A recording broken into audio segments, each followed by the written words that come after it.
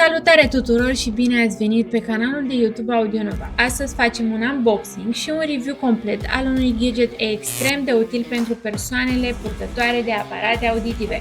Este vorba despre telecomanda Remote Control RC3, o tehnologie asistivă care îți oferă un reglaj personalizat cu doar câteva apăsări de buton. În pachet găsim telecomanda Remote Control 3, un manual de utilizare și, bineînțeles, tot ce este necesar pentru a o pune imediat în funcțiune. RC3 are un design compact și intuitiv. Avem aici butoane dedicate pentru reglarea volumului, totul la îndemână, fără aplicații sau setări complicate. Totul se face rapid, dintr-o atingere. Conectarea telecomenzii la aparatul auditiv este extrem de simplă. Urmezi pașii din manual, iar la câteva secunde ești gata să o folosești. Iar partea cea mai bună funcționează cu toată gama de aparate auditive AudioNova. Ce mi-a plăcut cel mai mult este simplitatea.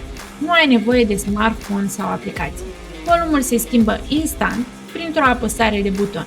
Este perfectă pentru cei care preferă un control fizic rapid. Telecomanda RC3 este un accesoriu mic, dar puternic.